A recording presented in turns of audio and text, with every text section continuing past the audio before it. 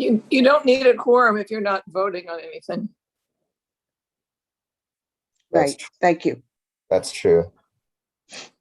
Okay, we can go ahead and introduce our speaker, so we have time to hear all of his wonderful thoughts. So this is a joint session of the Housing and Health and Educational Services Committees. We have as a guest speaker Mr. Oswald George, and he's a senior housing specialist at the NAICA. I will let him introduce himself and give his remarks, and then we can open it up for questions. Hey everybody, it's a pleasure to be here.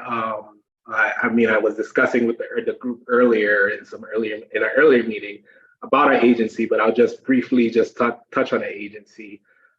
So we have a bunch of different departments in our agency. One is a legal aspect where we assist tenants who are in the process of being evicted for free legal representation, assistance with getting money that is arrear, and assisting them being current with their rent. On the shelter aspect of it, we have about 18 shelters now, and we're consistently opening new ones. It feels like every week we're opening a new one because of the migrant situation. But I oversee the transitional housing shelters. So it's mainly like the general population shelters. All of our tenant residents have some type of subsidy or voucher or are eligible for a grant with which they're able to actually live in permanent housing. So the goal is permanent housing for our tenants. So the original meeting that I had with Community Board 7 was that there are a bunch of issues that a lot of landlords face with program tenants. So I wanted to actually reach out. I started reaching out to a bunch of different community boards. I'm like, hey, I put together a presentation so landlords are able to actually manage their properties effectively on their own. Because I've been actually assisting a lot of landlords managing their properties, managing their tenants, managing when they have issues with HRA, DHS, getting checks late, everything along those lines. So yeah, that's why I'm here. And so I'm excited. I do, can I get right into it, or is there any questions regarding our company? Go ahead, get right into it. Okay, so I want to be cognizant of everybody's time. So I did simplify because it's very detailed. Let me share screen.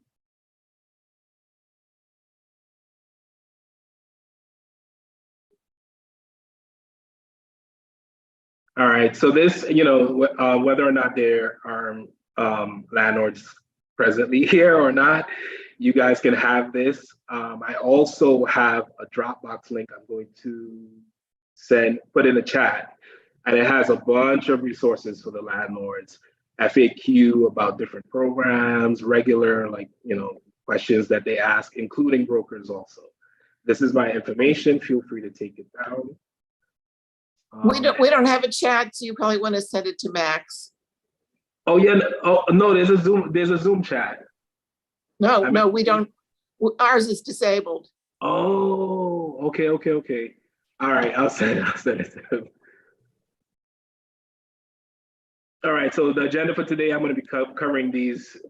These are the main common programs that you see here in New York City, especially for clients, residents moving from shelter to permanent housing. Some of these are awarded to people that are not in shelter. City for HEPS, you can also obtain a City for HEPS even if you're not in shelter. SODA is exclusive for residents that are in shelter. Enhanced one-shot deal is exclusive for residents in shelter. At Section 8, you can obtain whether or not you're in community or you're in shelter. So those are the four main ones that I'm going to cover because it's the majority of clients that are either with a subsidy placed under these programs. There are tons of additional, but because they're not common, I was like, let me focus on the main ones. And most of the additional ones, the incentives are similar to either City for HEPS or Section 8.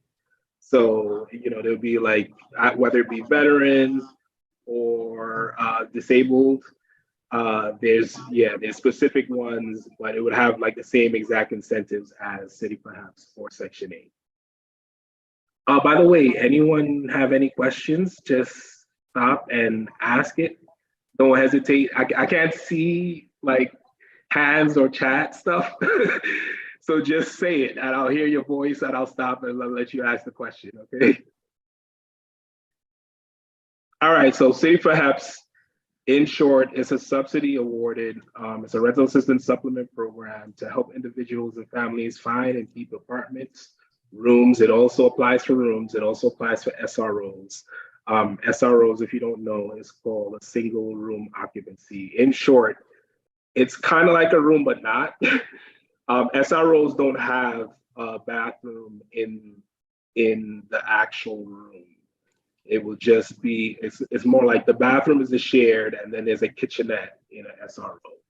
And so there's a lot of things happening, aside from the migrant situation, there's a lot of changes that's happening in the background that a lot of people don't know about. Like the mayor is now making it that it's okay to change hotels into SROs.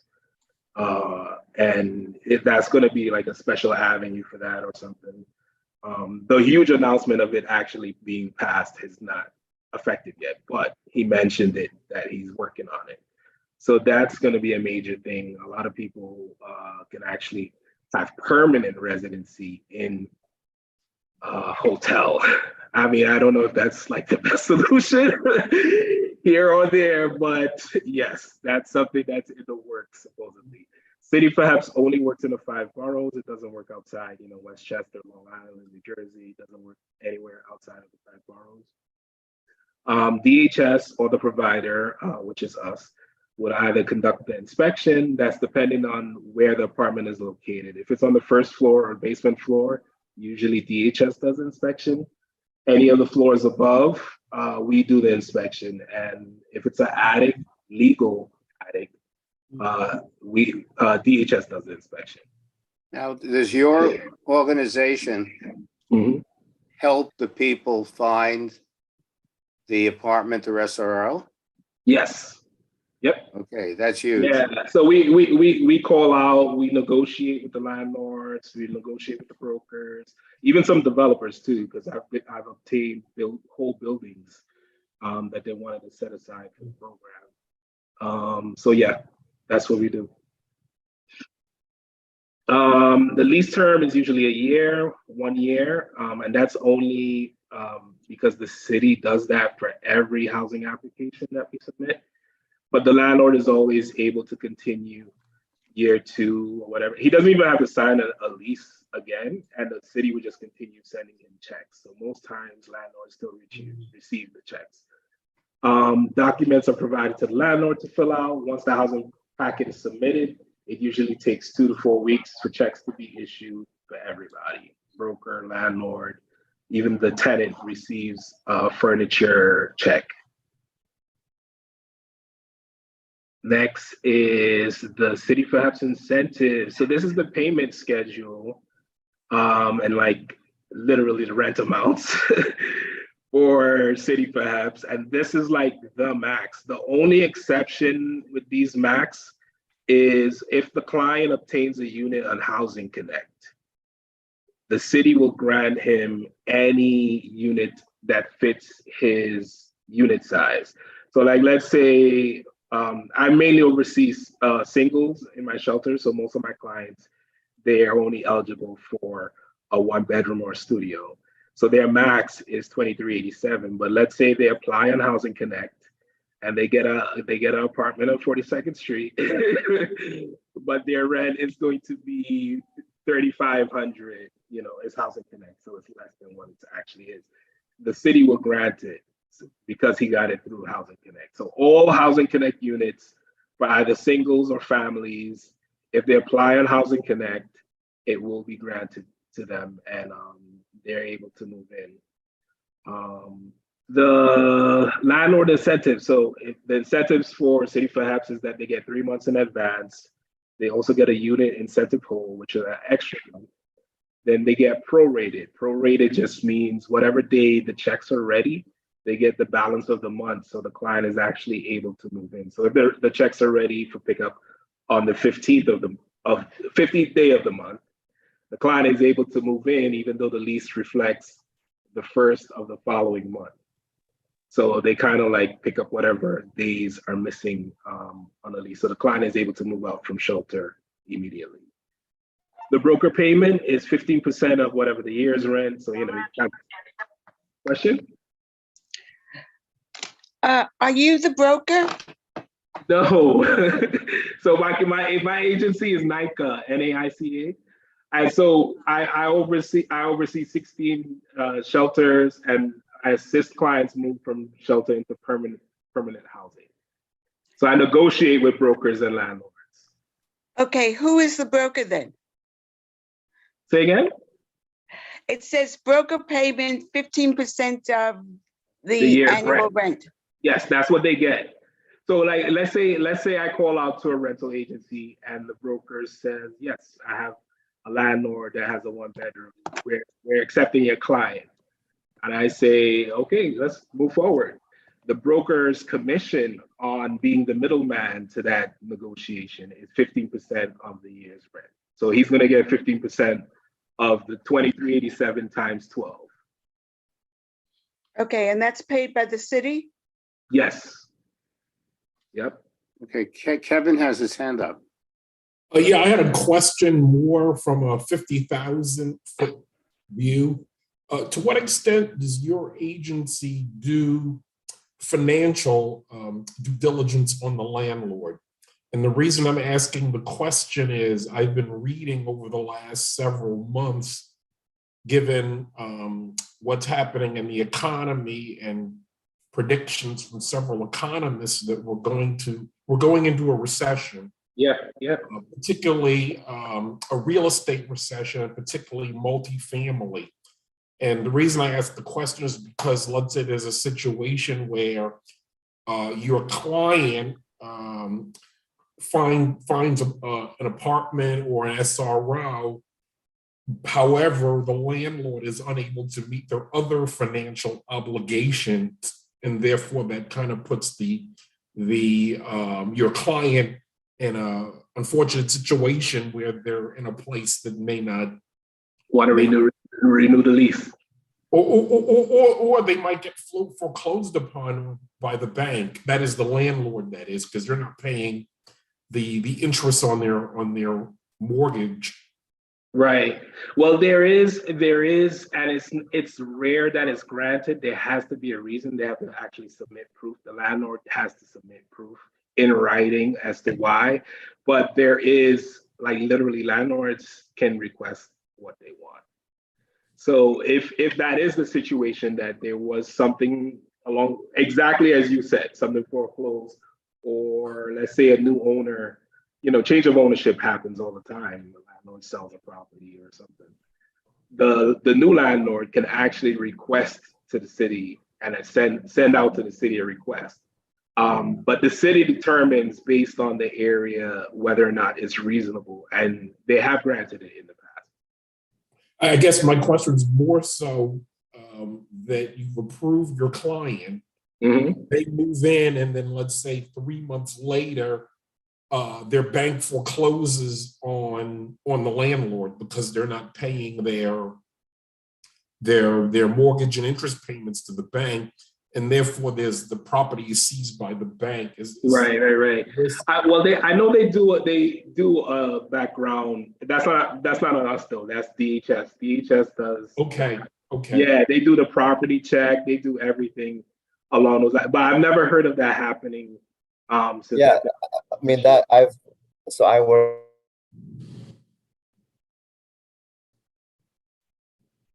work in real estate. When that happens, usually whether it's the bank or the next buyer, they want the tenants to stay in place and still pay their rent. So they try to do it with the least disruption as possible, because the new buyer does not want tenants. Let's say this happens and my lease is up in 2 months, and I say, oh, I don't want to deal with this foreclosed building. I'm just going to move out. So they try to make it as seamless as possible, and sometimes they try to make it so that the tenants don't even know that the building is being foreclosed, because that they don't have word of mouth and branding and for all those reasons. They try to make it as far away from the tenants as possible. Okay, thank you.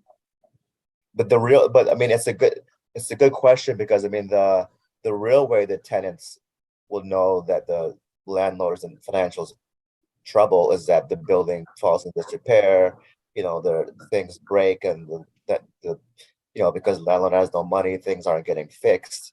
That's how they would know. And that, they might make a complaint to the city, and then they might find out, oh, also this landlord's behind on their mortgage and is in danger of foreclosure. That's usually how these things manifest. Mm-hmm. Yep. All right, so I'll move on. Next is, wait, any questions with city facts before I move on? I forgot that. None? All right, so SODA is a special one-time assistance, and this is mainly for residents in shelter with a path to citizenship or is a citizen. It's mainly utilized by the higher earners in shelters. So we've had listen, I've moved out doctors, I've moved out lawyers, yes, I've moved out engineers from shelter into permanent housing. Everybody comes across hard times, and matter of fact, DHS just instilled like the high, before they never had that you can earn a maximum and be in shelter, but now they have a maximum for utilizing SODA. But SODA in general covers, it's a grant, it's not a subsidy. So it only assists you for 1 year paying rent month to month, right? Inspections, it is nationally, so a client can move anywhere. I moved a client to Arizona with SODA. Another client moved to Hawaii with SODA and had his year's rent paid in Hawaii. So it works nationally, and inspections are conducted by DHS and us also. The incentives for SODA is literally just the first month, and then the broker's payment is still also covered. Any questions with SODA before I move on?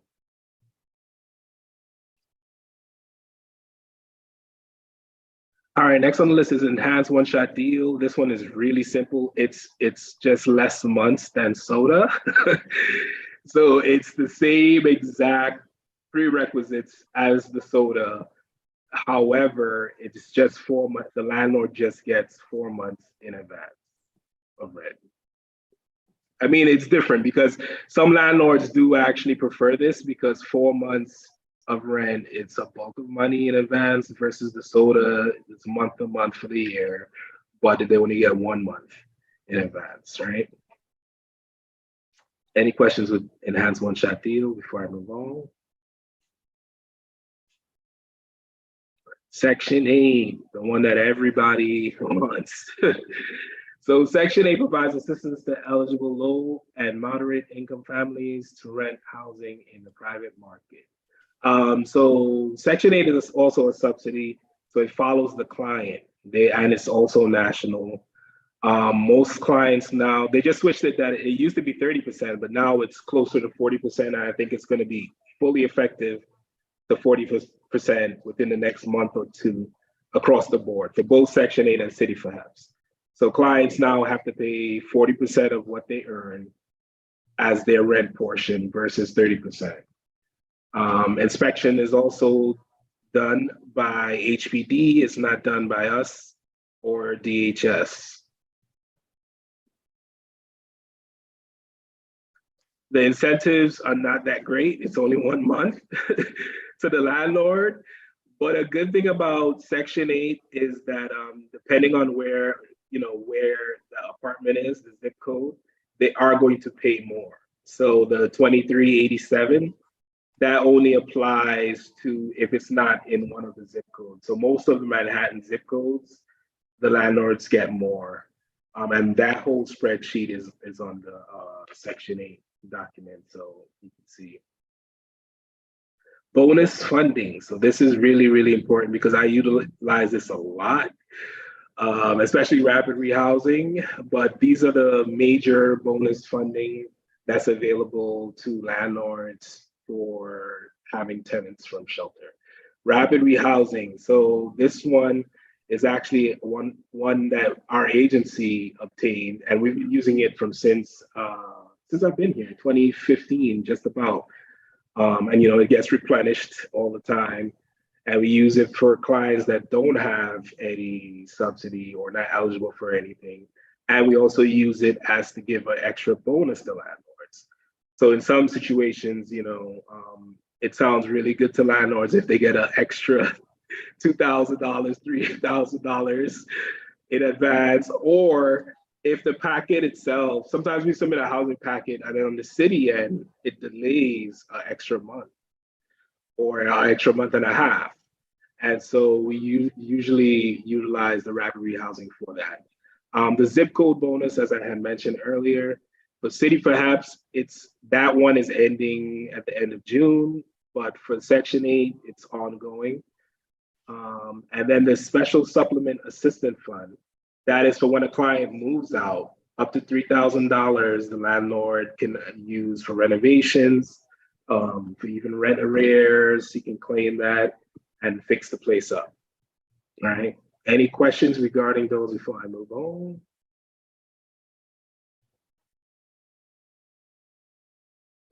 All right, so these are the two major issues that we usually have to intervene with.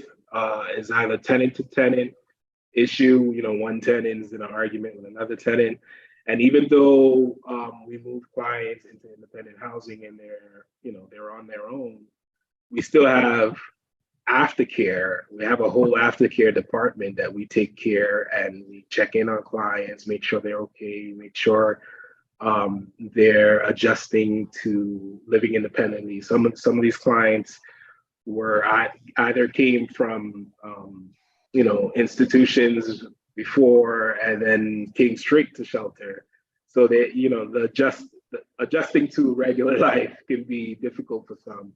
And so we always do aftercare up to a year for a client moving out. And that's across the board with all our sites. So in those issues, usually we tell the landlord to contact us directly, or even the broker to contact us directly. And we intervene and contact the client and try to solve whatever the issue is.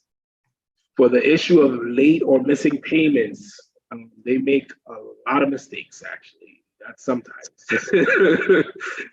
The city departments make a lot of mistakes, but in those cases, we have, if there's a city perhaps missing payment, usually it's best for the client to go down to HRA, because on 10 times out of 10, it's the client's public assistance case that is closed.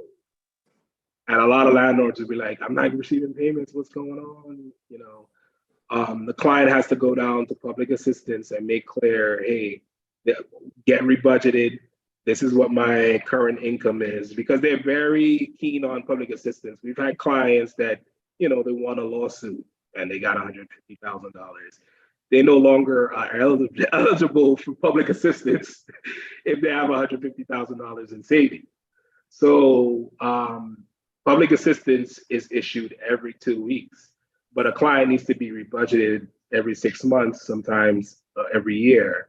And so if ever there's a missing payment, the client must go down to public assistance and make sure their case is active.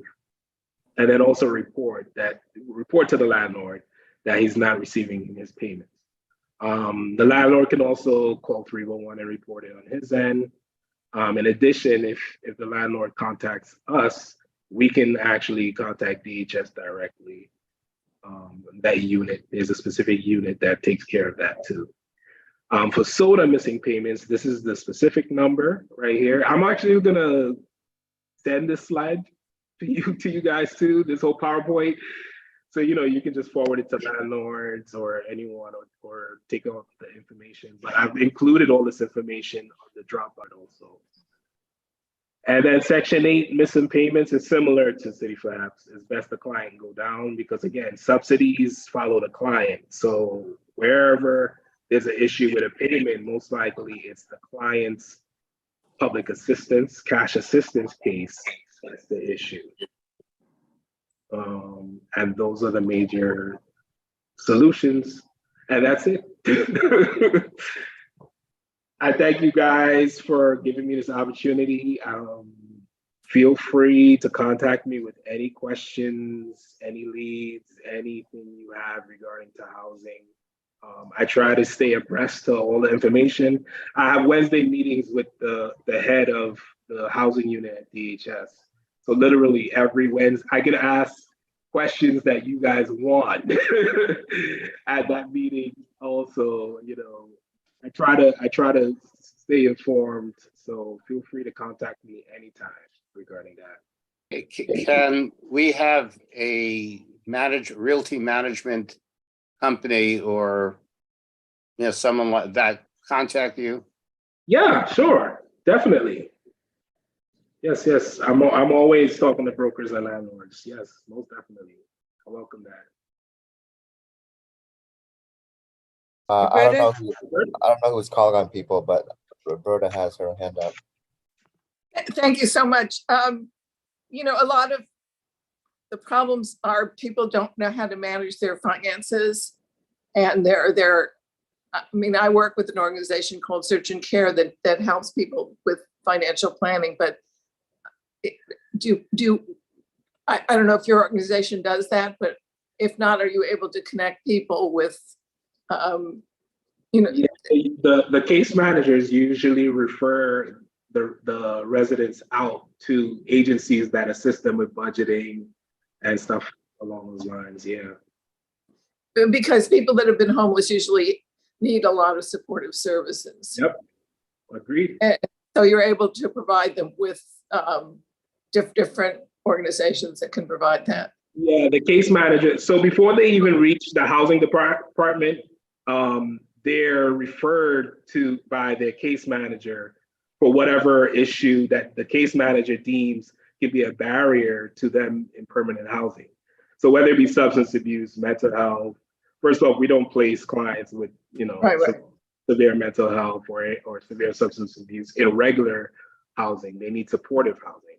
But mild substance abuse, or I should say substance abuse when they're in a program, and mild mental health, they're usually referred by a case manager to whatever supportive services.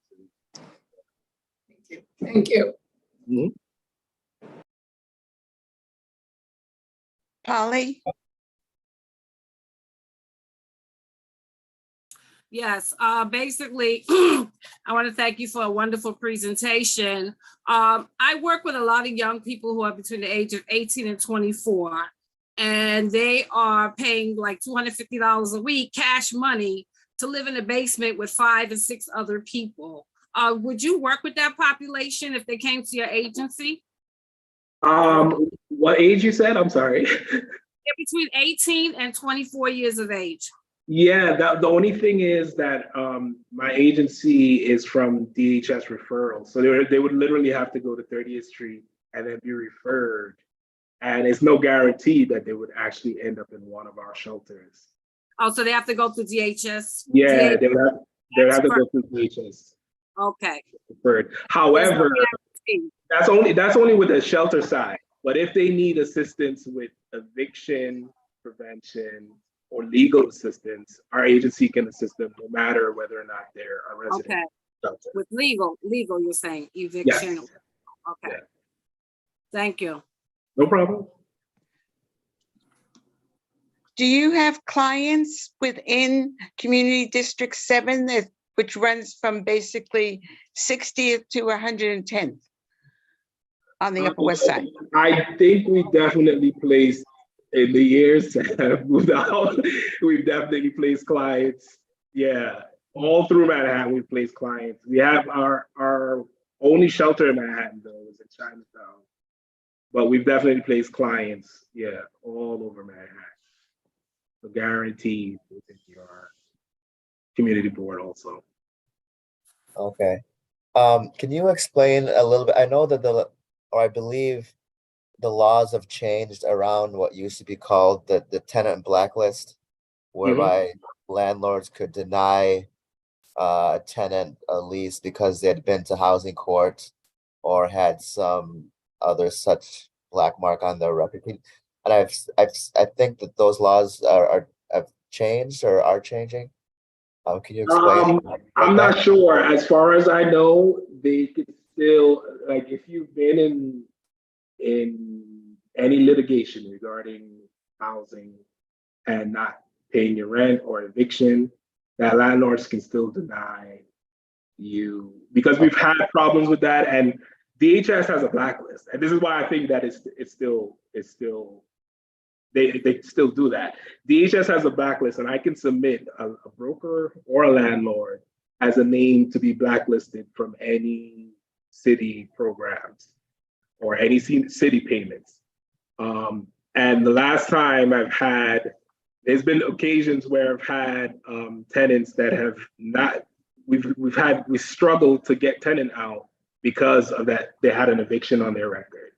And when we have long issues with tenants, we usually have to report it to DHS and go down to DHS with the client and everything. And it was never suggested that that person be placed on the blacklist, meaning the landlord be placed on the blacklist. It was like, no, we're just gonna have to try somewhere else. Because DHS is a huge advocate for whatever is implemented. So I'm just assuming, based on DHS saying, find another landlord, that that's not something that has changed yet. Okay. Yeah, I know they can't be as stringent with the credit check. Okay. Yeah.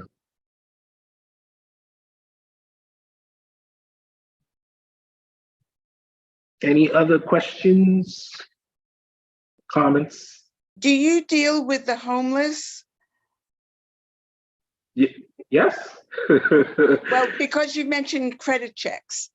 Oh, yeah, no. I was answering his question. So again, my agency, we oversee 18 shelters. So I'm the housing specialist coordinator, overseeing the housing specialists, the directors, assisting in anything related to housing within our agency. Thank you. You're welcome. What's your agency's relationship with NYCHA?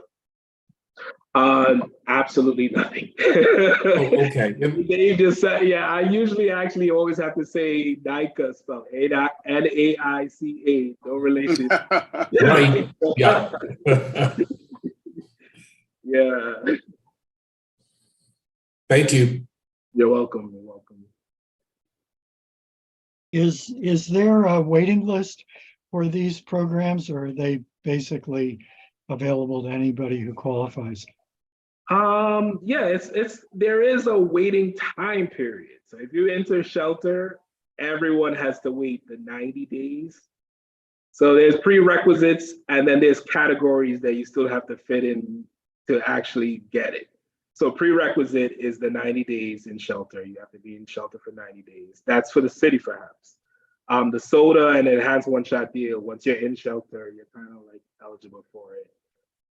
But the city, perhaps 90 days prerequisite, cash assistance case or public assistance case is a prerequisite. But you have to fit into 4 categories. You either have to be earning income that's under the federal poverty guideline. You have to either be 60 or over. You have to either have SSI or SSD, or you have to be at a location that can close at any time. And all shelters are considered locations that can close at any time. So if you're in a shelter, if you're in a, one of the hotel, not all shelters, all hotels are considered shelters that can close at any time. So if you're at a hotel and you've been in shelter for 90 days and you have a public assistance case, you are going to get city perhaps automatically. Okay.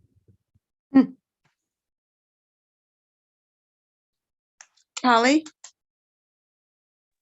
Yeah, what I wanted to ask you, there's a intake center, I believe in the Bronx. Is that the only one that DHS has for an individual who needs emergency shelter, specifically if they're a mother with children?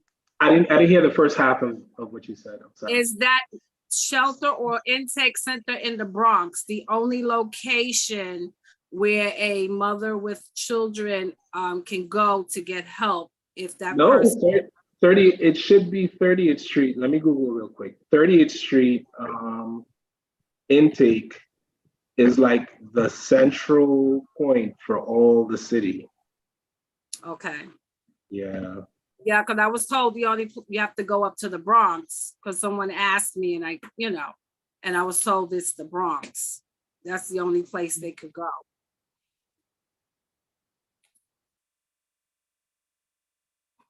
Are there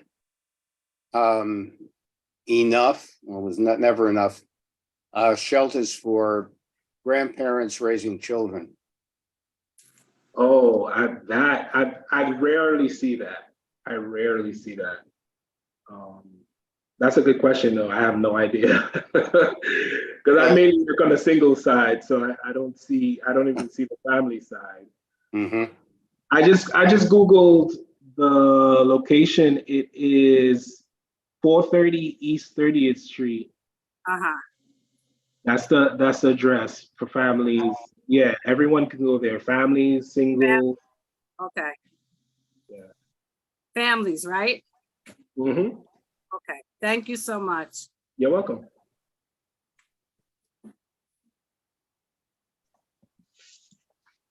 So that would cover grandparents.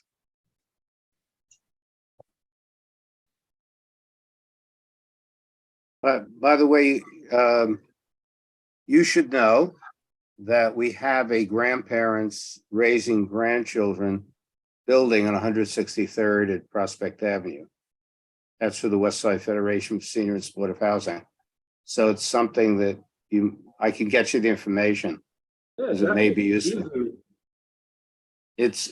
When it was open, everyone hailed it as the future. We should have many of these, and there's still only one.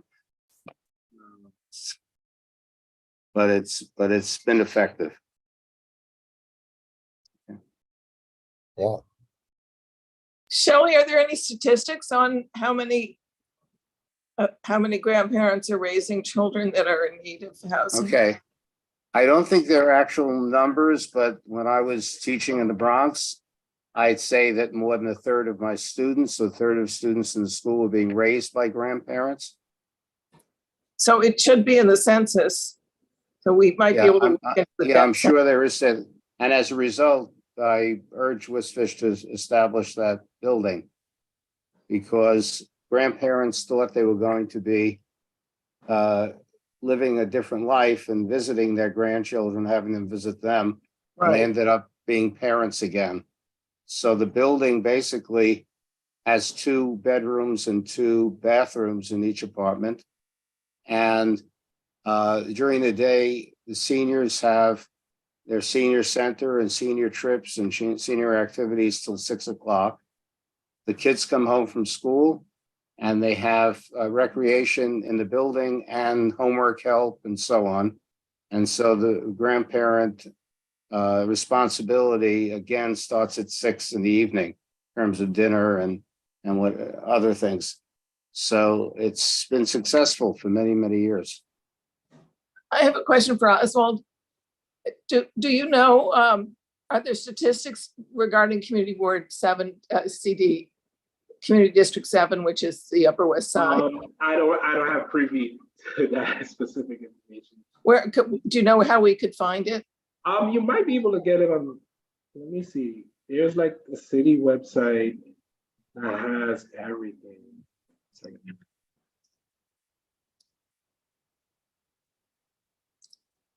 Because it always helps when we're looking at asking for things for our district needs if we can get data. Yeah.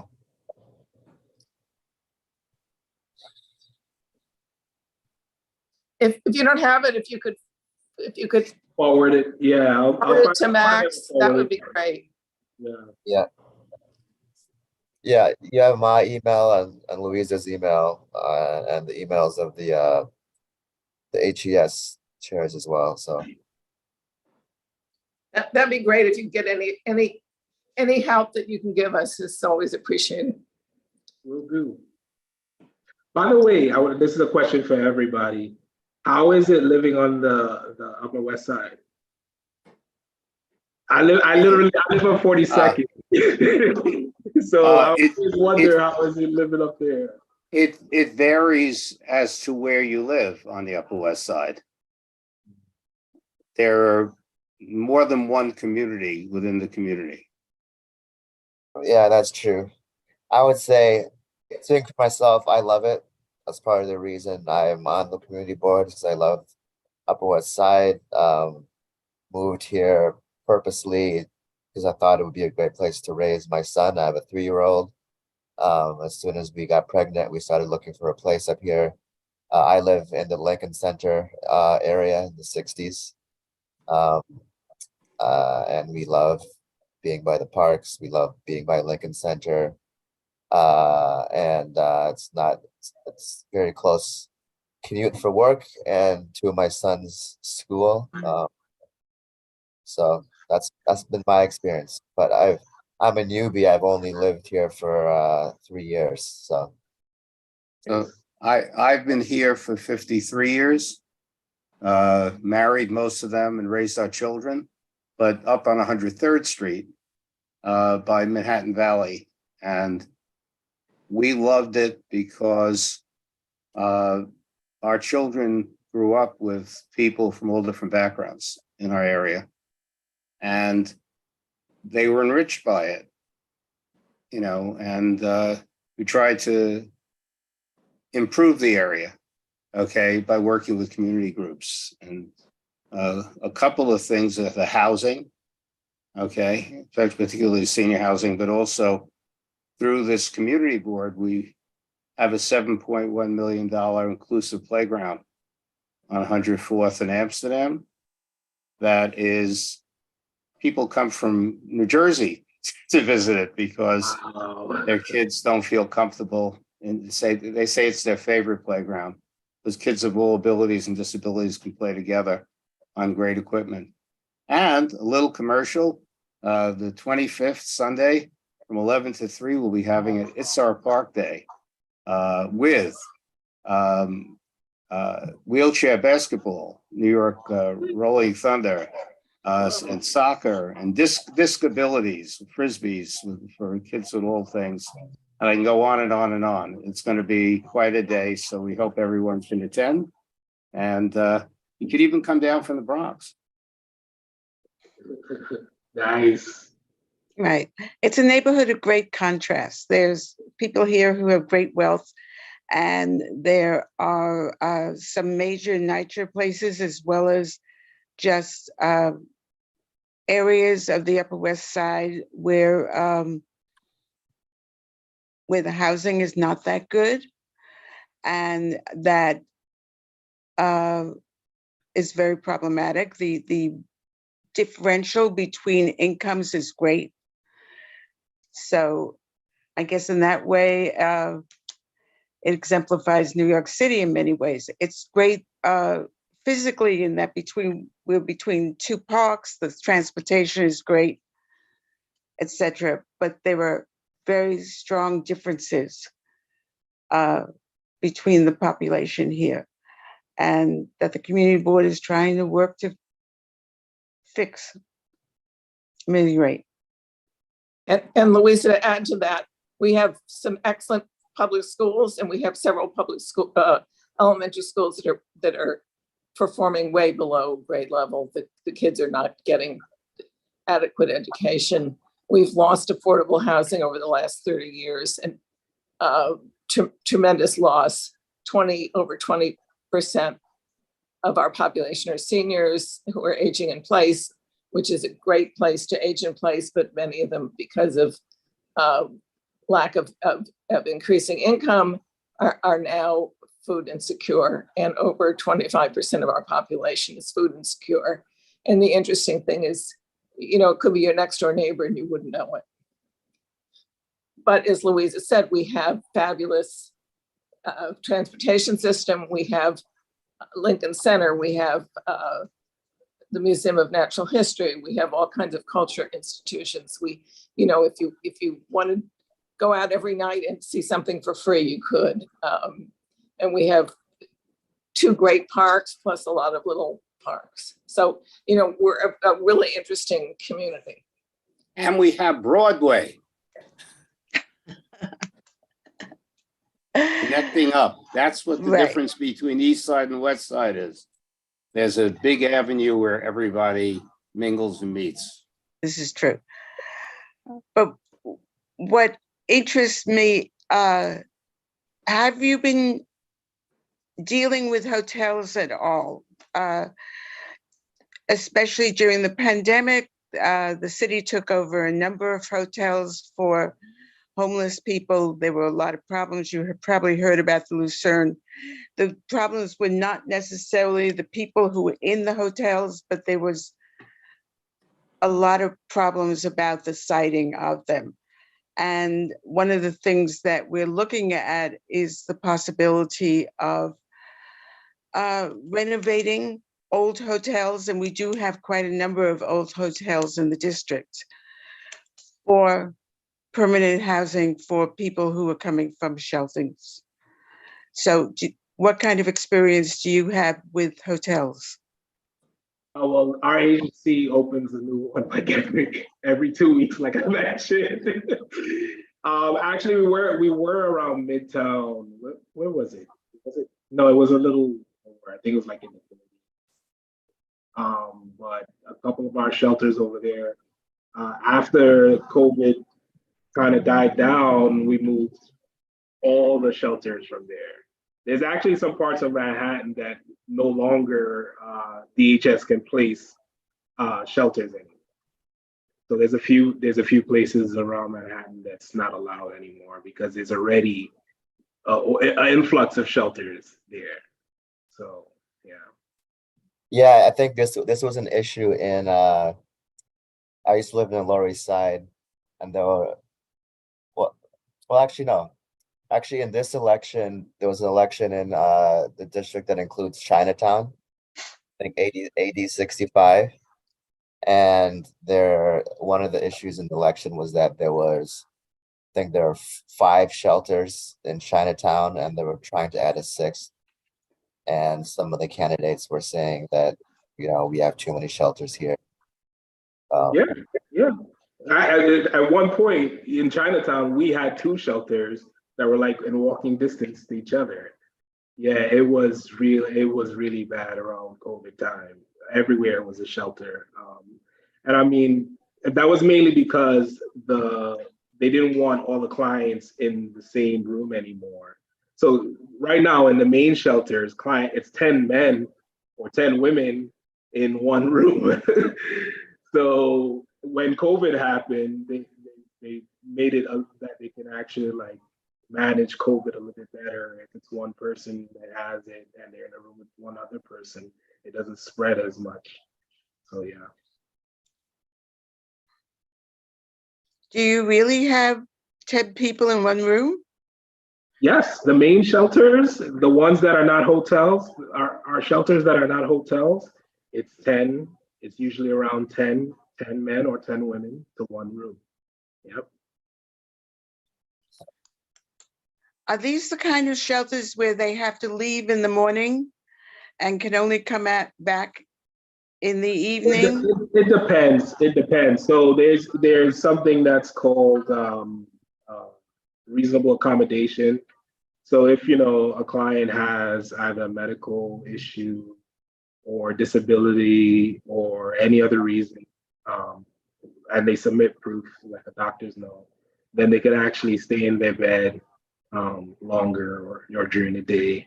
But most times, yes, they do have to leave in the morning. But it doesn't mean that they have to leave the shelter for the whole day. It's just the room, the sleeping quarters, they have to leave in the morning. The shelter would still have recreational rooms, a cafeteria, all that. Okay. Mhm. Okay. So Oswald, I also live on the Upper West Side, near Thibodeau. I'm on 65th and Riverside, and have lived here for 7 years. And I would add great restaurants, number one. Really? If you're a foodie and you like Give to me eat, one. Give me one suggestion. One suggestion. so you've got Link if you love Italian, which everybody does. There's Lincoln Okay. at the Lincoln Center. It's excellent.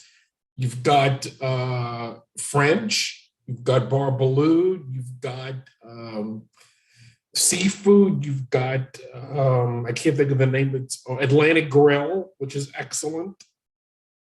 Okay. You've got the Smith for brunch on 63rd and Broadway. And the list goes on and on and on. Nice. And you got the view. You got Riverside. You said Riverside, right? Unfortunately, I'm facing east and not west. Okay. Yeah, Cafe Luxembourg. Cafe Luxembourg, yeah. They have the best burgers. Yeah, they were named Hello. 100 best brunch spots in America. It was on the list. But there are also a lot of restaurants that are not that pricey. Thank you. That are really good, that are also really good. And we have Zabar's, we have Fairway, we have, what's We the have fish Trader place? Joe's. We have We have Trader two Joe's. Trader Joe's. We have two Trader Joe's, we have 2 Whole Foods, we have food trucks. Okay. Overall, it is not a cheap neighborhood. We also have about 210,000 people in our neighborhood, concentrated. So whereas other boroughs have things spread out, we have it concentrated and vertical. Very dense, a lot of new housing. Not affordable. So, And Is it- and we have 2, our board has just had the addition of 2 high school students, which should really invigorate the board. Yeah, I was really I see excited. that Eva is here, and we're very excited that we have two high school students. We've had high school students in the past, but only one at a time. So we're thrilled this year that we got 2. One of them is on right now. Hi, Yeah. Ava. hi, Ava. Hi, Ava. So, Okay, I was wondering, Oswald, your slides, especially the second one, which was the listing of what the city will pay for various apartments depending Yeah. upon the size of families, etc. yes. Can you send that the slides to Max Yes. and he could And provide them to us? Yes, most definitely. And the actual document from DHS with the printout of all that is also included in the Dropbox link that I'm going to send to Max also. That would be terrific. Yes. That would be very useful. Thank you. No problem. Presentation was really eye-opening. Also, I'm glad. I'm on a mission. I'm gonna present to every community board in all of New York City. That's my mission. I hope it works, Shelley. It's already working. I caught that, Shelley. Let's thank Oswald. Thank you. Thanks for having me, guys. All righty. All right. All right, guys. I'll see you guys until next time, I guess. Thank you, Okay. Oswald. Thank you. Thank you very much.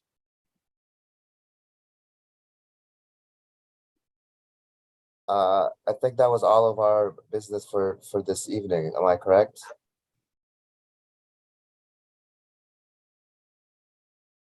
Exactly. Unless anyone wants to bring anything up specifically, non-specifically?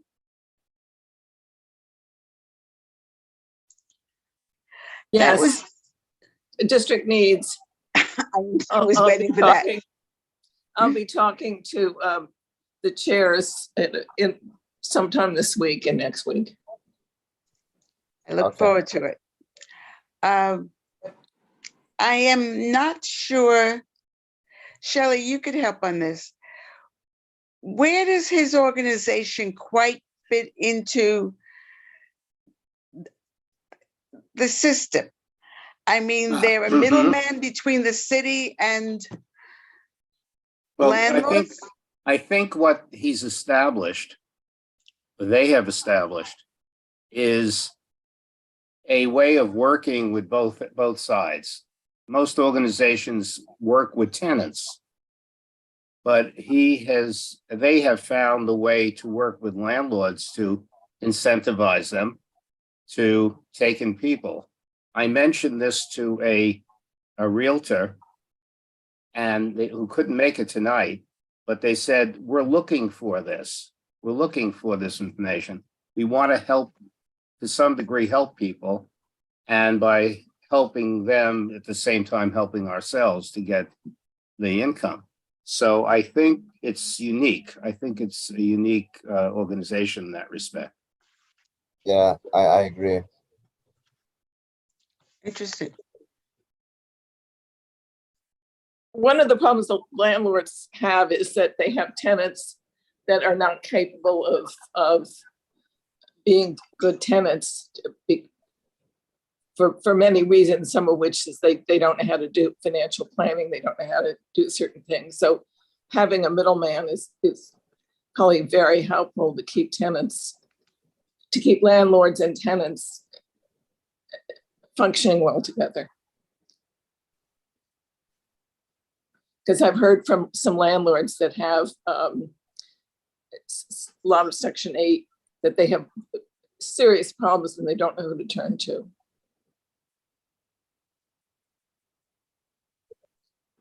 Which is why so many of them don't accept Section 8.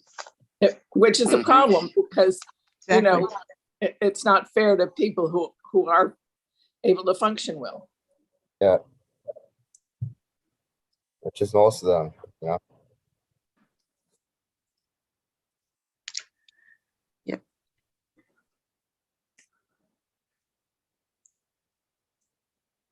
Polly, you have your hand up?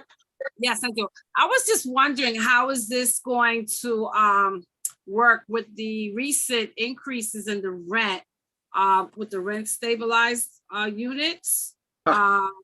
You know, would this program or organization be able to approach those landlords who are looking for 5% increases on the rent, you know, to, I guess, accept these vouchers, whether it's Section, 8 or what's the other one that he mentioned, you know, where the city has this particular rate chart that they'll pay for the, I guess, to subsidize the unit. So I was just wondering how that's going to work. Because the organization itself does sound like a liaison, so to speak. And I guess it really is contingent upon the landlord cooperating. Because this looks like he has 4 different tiers. You mentioned Section 8, you mentioned SROs. So it depends on the category of the potential resident, you know. So I was just wondering, you know, how that would work. That was one of my thoughts in the back of my head, because I do know that the small landlords are saying that, you know, the cost of operating their buildings has gone up. And so how would this particular entity appeal to those type of landlords? We can send him that question. Excuse me? We can send him that question because, I mean, does the city adjust the subsidy to meet the new rent control guidelines? Yeah. Rent stabilization guidelines. Right. Is there a website for that organization? Because I didn't see that. Yeah, hold on.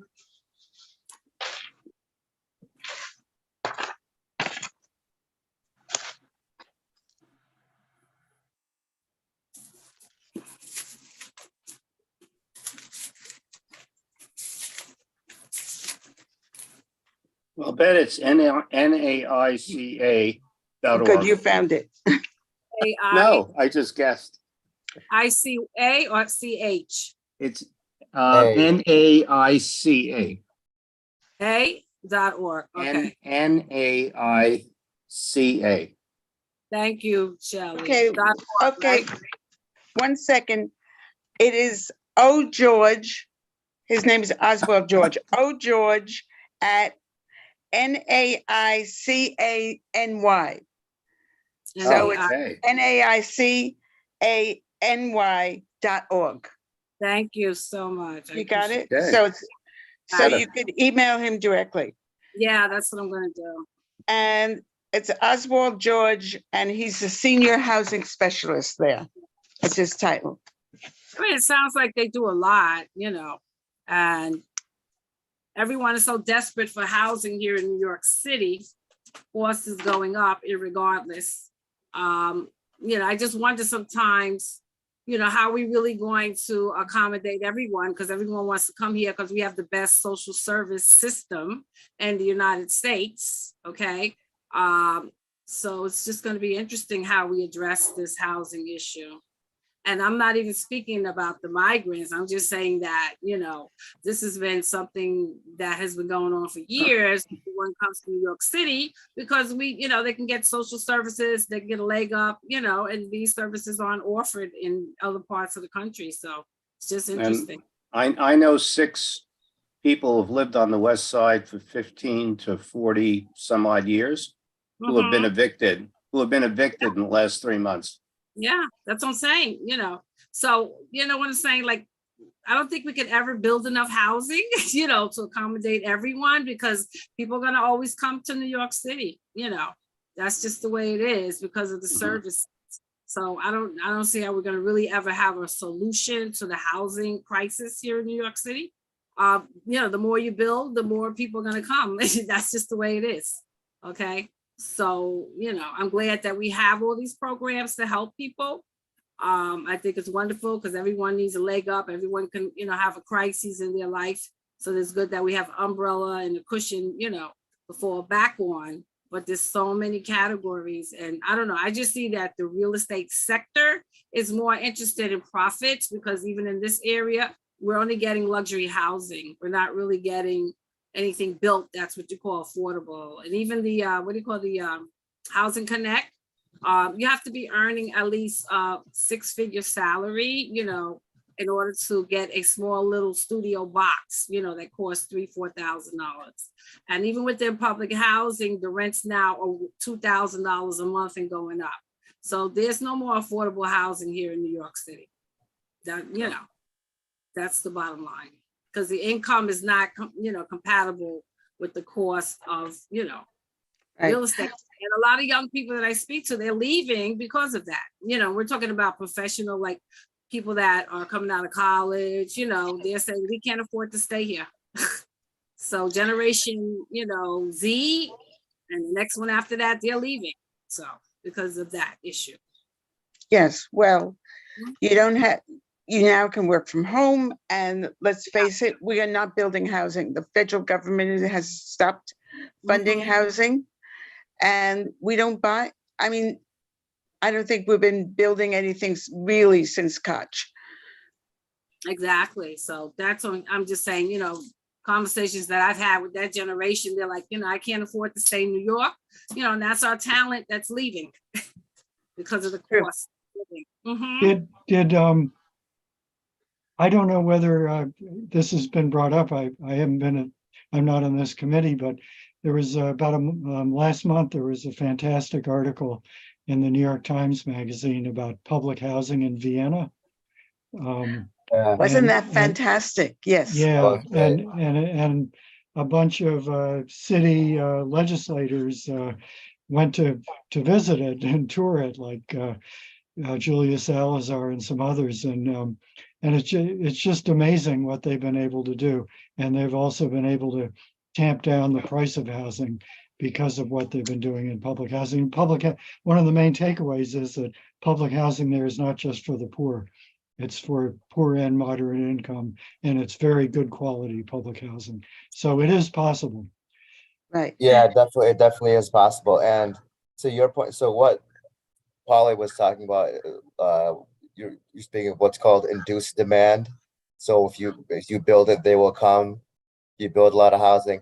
Now in Vienna, actually, one of the reasons it's worked is that they have all this wonderful housing, but their population growth has been very, if you look at the population growth versus New York City, it's very low actually. So it's actually not the case that in Vienna where they built all this wonderful housing and people um, have just flooded in. They've had very low population growth, which is one of the reasons why they've been successful with housing. So the theory of induced demand is does not really exist in housing. It exists a little bit for roads, but really cities are just job markets. That's what really drives the growth of cities. Now it's a little bit different now with working from home, but still in general, a city really is a job market, and that's what's going to drive how many people are moving in, how many people are leaving. We can Well, change all that. In the 1950s and 60s, NYCHA was the model for Yeah. America of what public housing should be. Yeah. And they had, most NYCHA housing had either daycare, they had senior centers, they had all kinds of excellent programs. They were affiliated with all the universities. And then in the 80s, it just changed because people stopped funding it and stopped caring. So Well, it they could stopped become a model maintaining again. it. Right, Sorry. they stopped caring and they stopped putting money in, and when you live a place where people don't care about you, you stop caring too. Yeah. well, there's an article in the City Limit recently, and also was in the Post as well. Night just broke. They've run out of money.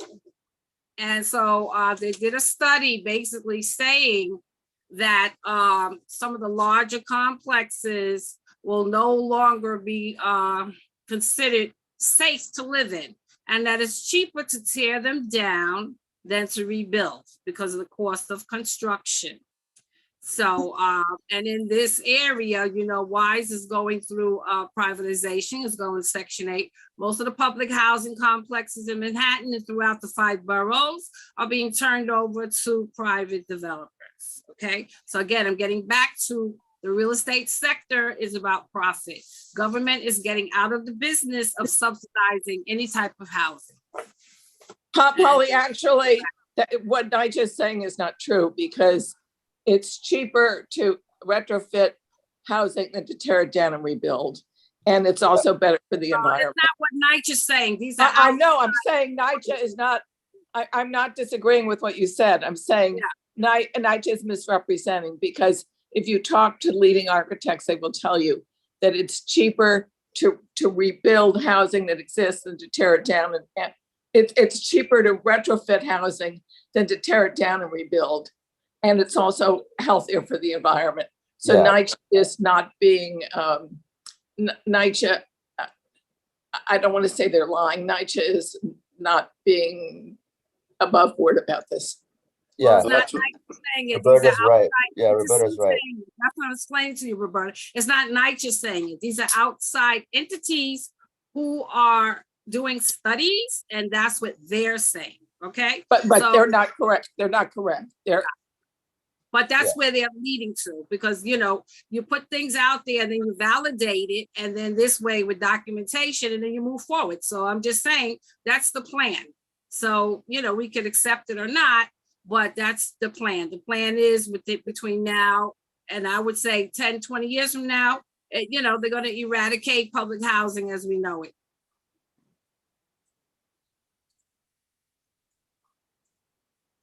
Okay. That's my last comment on housing. Well, on that cheery note, I mean, you know, it's a fact. That's it. You know, the real estate sector owns this town. That's it. Money talks. okay. Well, I think this was a very worthwhile meeting. Yes, it was very worthwhile. And whoever invited the person, kudos to you. Peter, Oh, thank you. Thank you. I'm glad that people found it helpful and useful, and hopefully it generates further conversations. Okay. Yeah. he yeah. contacted the office, and the office, sent us the information about him. I believe him when he says he wants to talk to every community board, but Well, I think it was it great was because very useful, very useful. It's good to interesting. have new members to bring new blood and new information to the table. Okay. Okay. Okay. Uh, Good. Everybody have a good night. Yep. Should we need to move to Adjourn. adjourn? So moved. Okay. Absolutely. Seconded. Goodbye, right. everybody. Good Have a night. good night. Take Have a care. good night. Oh, wait. Okay. I am Okay. so sorry. I'm just catching. There is one hand. I'm going to quick promote Cynthia. Sorry, I was balancing a couple things and working on my other screen.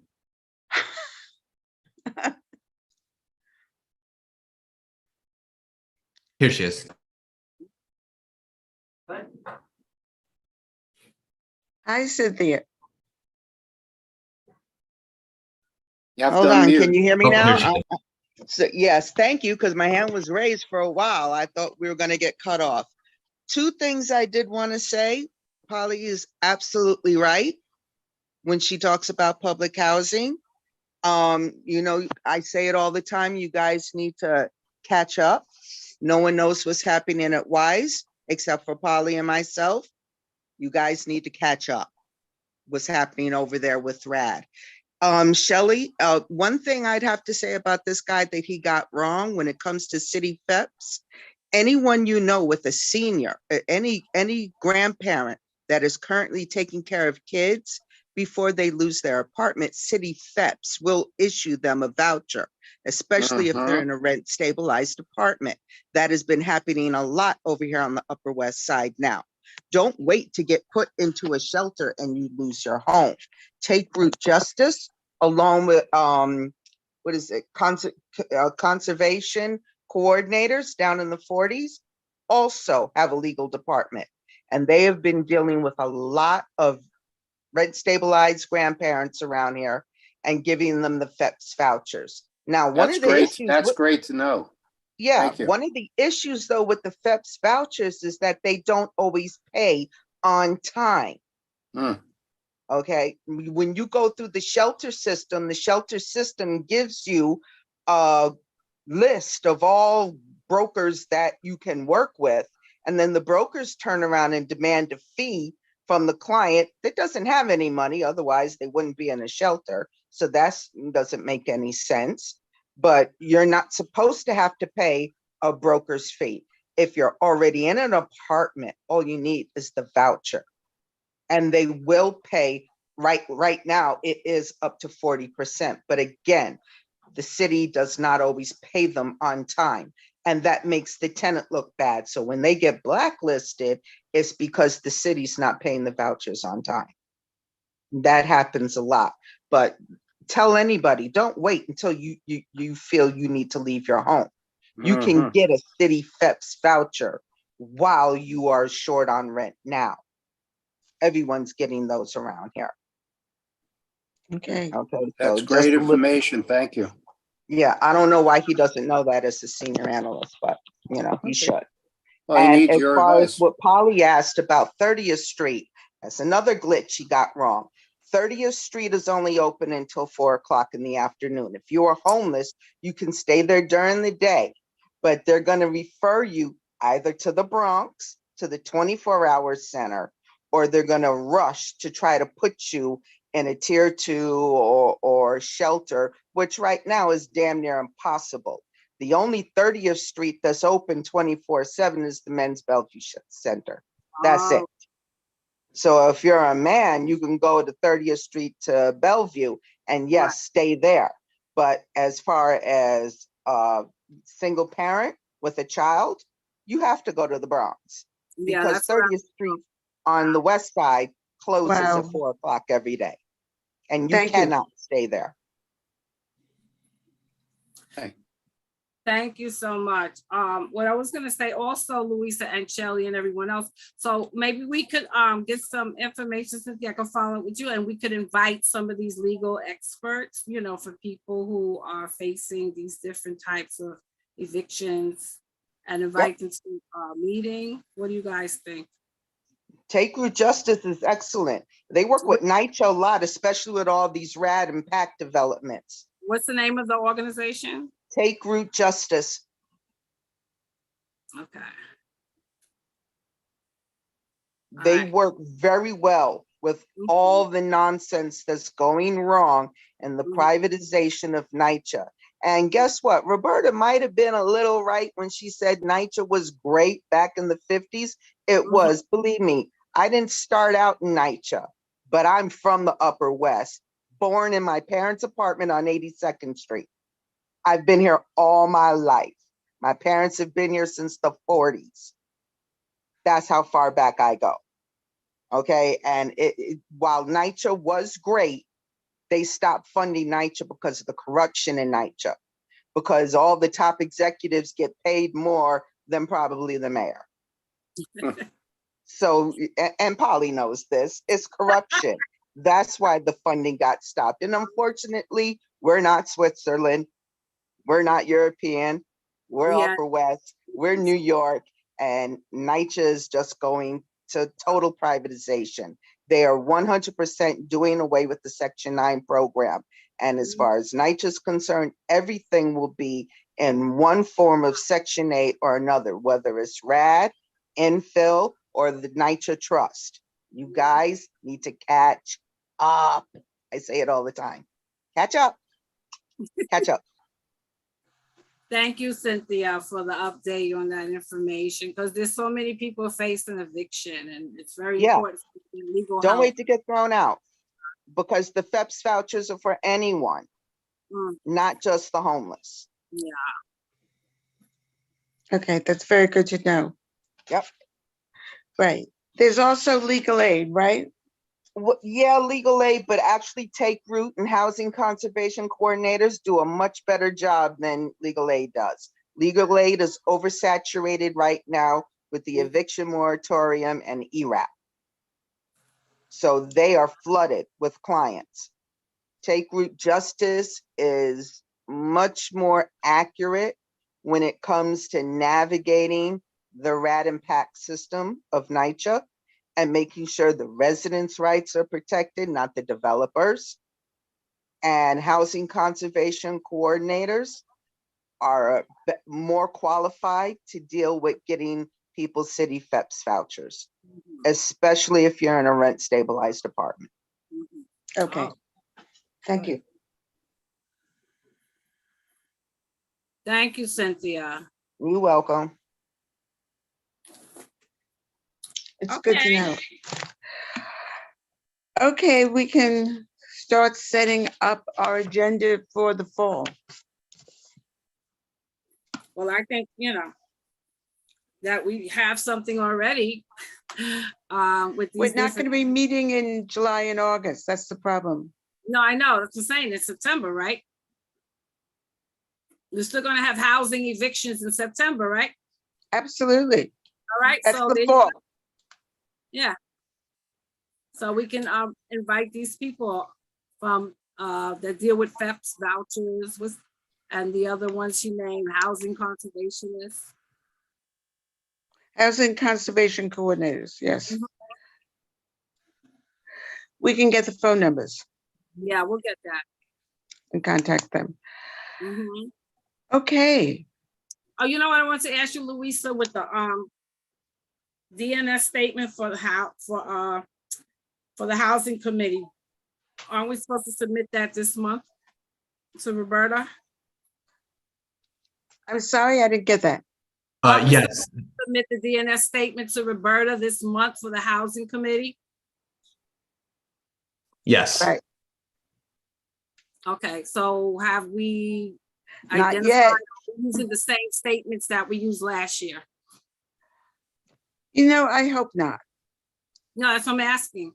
Yeah, I want to, Want to discuss- we've been putting it through the same one and really, that's a disservice. So we should look at it and try and bring it more up to date.